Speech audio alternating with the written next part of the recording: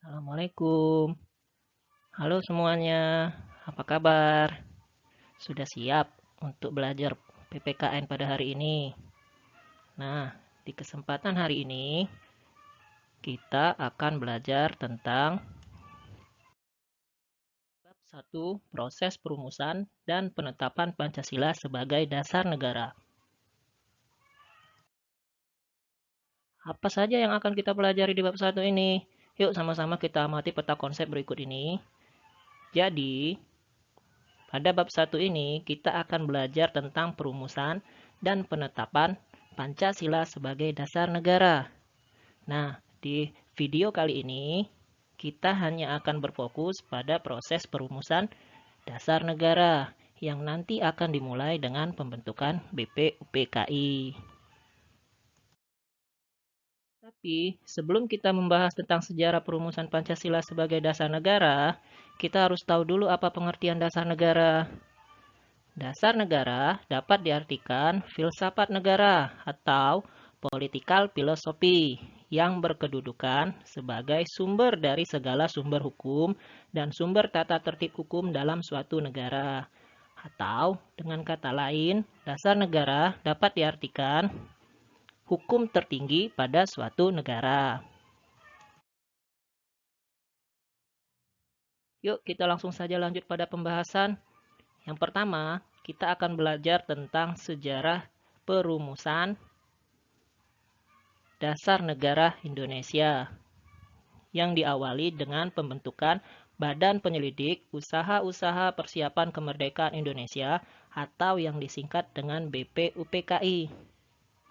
Apa sih yang menjadi latar belakang terbentuknya BPUPKI?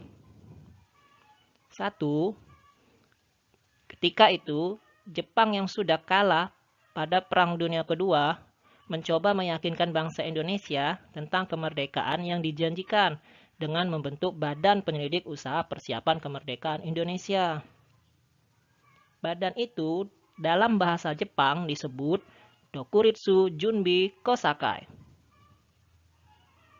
Jenderal Kumakichi Harada, komandan pasukan Jepang untuk Jawa, pada tanggal 1 Maret 1945 mengumumkan pembentukan dari BPUPKI. Dan pada tanggal 29 April 1945, pengangkatan anggota BPUPKI diresmikan di Gedung Chuo Sangiin di Pejambon, Jakarta, atau sekarang dikenal dengan Gedung Departemen Luar Negeri. Ketua BPUPKI yang ditunjuk oleh Jepang pada waktu itu adalah Dr. Rajiman Widyodiningrat, sementara wakilnya dari Jepang, Ichi Bangase Yoshio, dan sebagai sekretarisnya adalah RP Suroso. Jumlah anggota BPUPKI ada 62 orang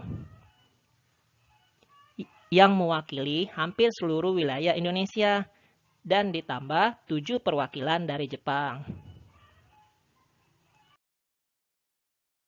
Apa ya tugas dari BPUPKI? Yuk kita sama-sama bahas.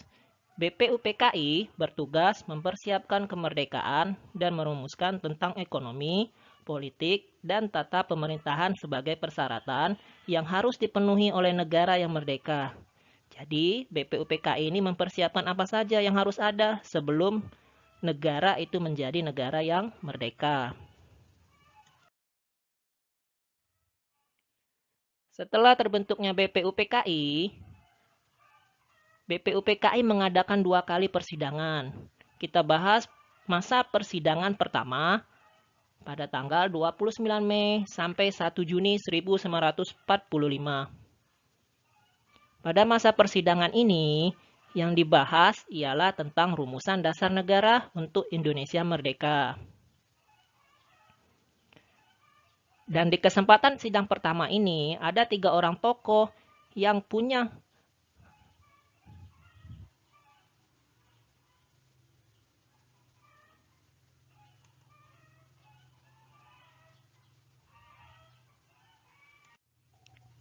kesempatan untuk menyampaikan pendapatnya. Mereka adalah Mr. Muhammad Yamin, Mr. Supomo, dan Insinyur Soekarno.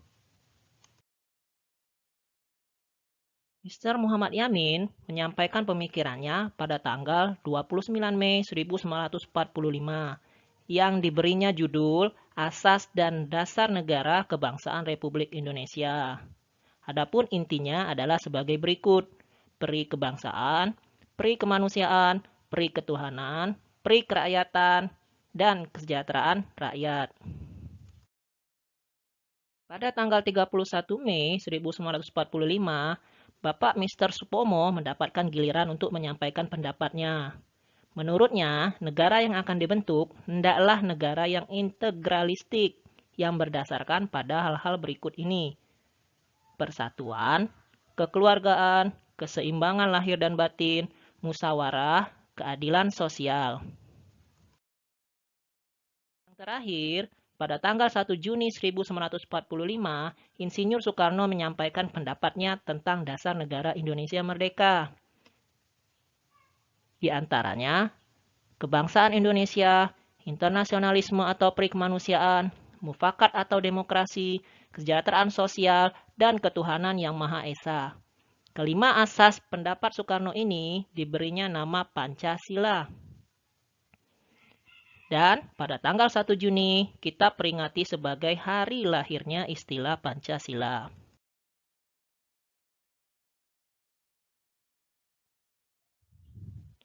Dalam kegiatannya, BPUPKI itu membentuk panitia kecil atau panitia 9. Dikarenakan masa persidangan pertama BPUPKI berakhir, tetapi rumusan dasar negara untuk Indonesia merdeka belum terbentuk. Padahal pada waktu itu BPUPKI akan istirahat 1 bulan penuh. Untuk itu, BPUPKI membentuk panitia perumus dasar negara yang beranggotakan 9 orang, sehingga disebut panitia 9. Adapun tugas dari panitia 9 ini adalah menampung berbagai aspirasi tentang pembentukan dasar negara Indonesia merdeka. Anggota Panitia 9 terdiri dari Insinyur Soekarno sebagai ketua, Muhammad Hatta sebagai wakil, Muhammad Yamin, A.A. Maramis, Mr. Ahmad Subarjo, Kiai Haji Wahid Hasim, Kiai Haji Kahar Muzakir, Haji Agus Salim, Raden Abikusno Cokro Suyoso. Inilah para anggota Panitia 9. Panitia 9 bekerja keras sehingga pada tanggal 22 Juni 1945 berhasil merumuskan dasar negara untuk Indonesia merdeka yang oleh Muhammad Yamin diberi nama Piagam Jakarta atau Jakarta Charter. Adapun isi Piagam Jakarta adalah: 1. Ketuhanan dengan kewajiban menjalankan syariat Islam bagi pemeluk-pemeluknya. 2. Kemanusiaan yang adil dan beradab. 3. Persatuan Indonesia. 4. Kerakyatan yang dipimpin oleh hikmat kebijaksanaan dalam permusyawaratan perwakilan. Dan kelima, keadilan sosial bagi seluruh rakyat Indonesia. Inilah cikal bakal dari Pancasila yang akan kita gunakan sampai. Oke, kita lanjut pada masa persidangan kedua. BPUPKI melaksanakan sidang kedua pada tanggal 10 sampai 17 Juli 1945. Apa yang dibahas pada sidang kedua? Yang dibahas pada sidang kedua adalah rancangan Undang-Undang Dasar. Untuk itu, dibentuklah panitia perancang Undang-Undang Dasar yang diketuai oleh Insinyur Soekarno. Panitia ini membentuk kelompok kecil lagi yang beranggotakan 7 orang, khusus untuk merumuskan rancangan Undang-Undang Dasar. Kelompok kecil ini diketuai oleh Mr. Supomo dengan anggotanya Wongso Negoro, Ahmad Subarjo, Singgi, Haji Agus Salim, dan Sukiman. Insinyur Soekarno melaporkan hasil kerja panitia perancang undang-undang pada sidang BPUPKI tanggal 14 Juli 1945. Adapun 3 hal pokok yang dilaporkan adalah pernyataan Indonesia merdeka, pembukaan Undang-Undang Dasar atau Mukadimah, dan Undang-Undang Dasar atau Batang Tubuh. Dan pada tanggal 15 dan 16 Juli, diadakan sidang untuk menyusun Undang-Undang Dasar berdasarkan hasil kerja panitia perancang Undang-Undang Dasar tersebut. Dan tanggal 17 Juli, hasil kerja penyusunan Undang-Undang Dasar dilaporkan dalam sidang pleno BPUPKI. Oke, itu yang kita pelajari pada video kali ini. Yuk kita sama-sama buat kesimpulan dari hasil video kita tadi. Ini yang sudah kita pelajari tentang perumusan Pancasila sebagai dasar negara diawali dengan pembentukan BPUPKI. BPUPKI sendiri mengadakan 2 kali sidang. Sidang pertama 29 Mei sampai 1 Juni 1945 yang merumuskan rancangan dasar negara Pancasila. Sementara sidang kedua pada tanggal 10 sampai 17 Juli 1945 BPUPKI menghasilkan rancangan Undang-Undang Dasar 1945. Nah, untuk penetapan hasil rancangan yang sudah dibuat oleh BPUPKI, itu akan kita bahas pada kesempatan berikutnya.